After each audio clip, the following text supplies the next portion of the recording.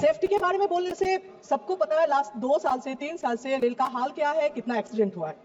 Sir compensation तो ऐसा नहीं है 2 लाख दो, 2 करोड़ दो, कभी घर वापस नहीं आते। कंपेंसेशन कभी बेटा को वापस नहीं लाते, कंपेंसेशन कभी बाप को वापस नहीं लाते, कंपेंसेशन कभी माँ का प्यार वापस नहीं लाते। इसलिए एक्सीडेंट जो हो रहे क्यों हो रहे इस पे ध्यान देना बहुत जरूरी है। Sir local train, railway local train का हाल जो है, उस दिन मैं दिल्ली रेलवे स्टेशन में गई थी, मैं सामने देख रही थी एक ट्रेन आई है, उसमें जो 3 टायर है उसमें 6 लोगों का जगह होगा, एटलीस्ट 20 लोग वहां पे बैठे हैं और बच्चे को खिड़की से धक्का मार के अंदर फेंका है। ऐसा नहीं है रख रहे बच्चे को, क्योंकि बच्चे जाने से उसको जगह मिल जाएगा, फिर वो माँ बाबा पीछे से जाएंगे। जो हाल है, मैंने पूछा ये कौन सा ट्रेन है, बिहार के जाने वाला है, मैंने सोचा 1-1.5 घंटे का जर्नी होगा, बोला कि कल शाम तक पहुंचेंगे। जिस ट्रेन में बच्चे को माँ को धक्का लगा के अंदर भेजना पड़ता है, जहां पे 3 जगह 6 लोगों को जगह 20 लोग बैठते हैं, एक दिन एक रात चढ़ते हैं, उसका एक्सीडेंट से भी बड़ा खतरनाक जगह वहां पे बन गया है। यहाँ पे रेल का मिनिस्टर को देखना चाहिए। आप जो बोलते हैं जो वेटिंग लिस्ट में सर मुझे पता नहीं चलते है, अगर ट्रेन का टिकट सपोज 200 है, 200 के बाद और भी 200 वेटिंग लिस्ट दे रहे, इसका मतलब अगर एक कैंसिल करे तो सेकेंड उसको उस पर चढ़ जाएंगे, आपका रेल का कोई लॉस नहीं हो रहे, फिर भी आप कैंसिल करने के लिए 20 रुपीज प्लस जीएसटी ले रहे हो, लास्ट मोमेंट में कैंसिल करने से 60 प्लस जीएसटी ले रहे हो। आपको पता है आरटीआई रिपोर्ट के हिसाब से 2019 से 2023 तक कैंसिलेशन में रेल का इनकम हुआ 6113.80 करोड़, वेटिंग लिस्ट में कैंसिलेशन में मिला 1229.85 CR। मतलब ये जिसका आइडिया है इनकम का, रेल के लिए तो बहुत अच्छे है, लेकिन पब्लिक के लिए क्या अच्छा है? जो ट्रेन में लास्ट मोमेंट तक जिसको टिकट नहीं मिलते हैं वो टिकट कैंसिल कराते, कैंसिलेशन में लोगों के ऊपर टॉर्चर हो रहा है।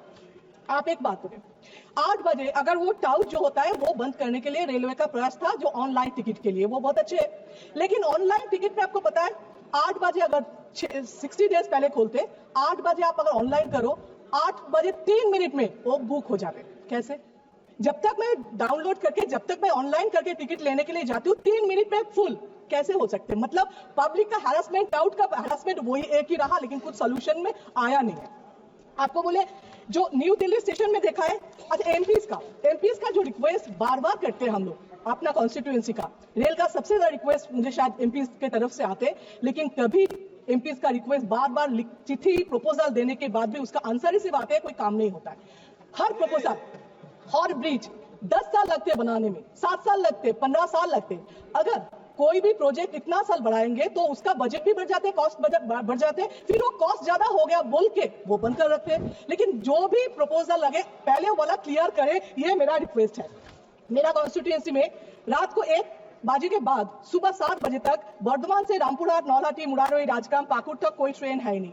इसमें क्या है, जो लोकल लोग जाते हैं, स्कूल में जाते हैं, टीचर्स जाते हैं, डॉक्टर्स जाते हैं, कोई टाइम पे नहीं पहुंच सकते। इसलिए मैं बोलूँ 6:30 में ये ट्रेन बर्धमान थिनपहा रेल स्टार्ट करने के लिए बोलूं, और वो बुलेट ट्रेन कोई 1-2 ट्रेन के लिए, लोकल ट्रेन भी लेट कर रहे, हर दिन लेट हो रहे, जो अटेंडेंस के लिए, स्टूडेंट के लिए भी वो लेट हो रहे।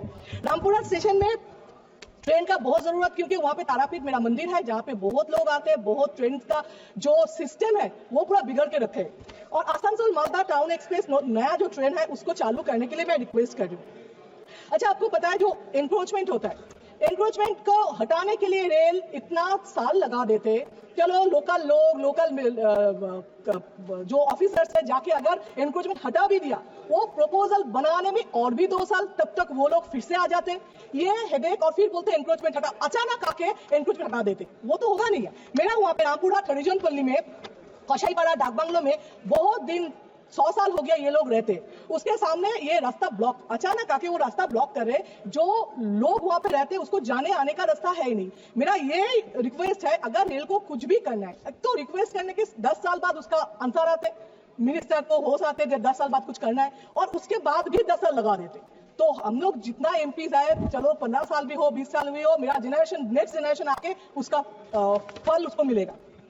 ये 2023 इसके मिनिस्ट्री ने बोला था 2023 तक 100% इलेक्ट्रिफिकेशन हो जाएगा, जो 2025 में अभी तक 40% हुआ है। आपको राजधानी में मैं रख रही हूँ, राजधानी में हॉकर्स, IRTC फर्स्ट क्लास में हॉकर्स जा रहे जो सेल कर रहे हैं, मैंने पूछा क्या है, बोल रहे टारगेट दिया है 1 लाख बेचना पड़ेगा। फर्स्ट क्लास में कॉफी बेच रहे हैं आप, फर्स्ट क्लास में मोमो बेच रहे हैं जिसमें आपका सिक्योरिटी का भी प्रॉब्लम हो रहा है।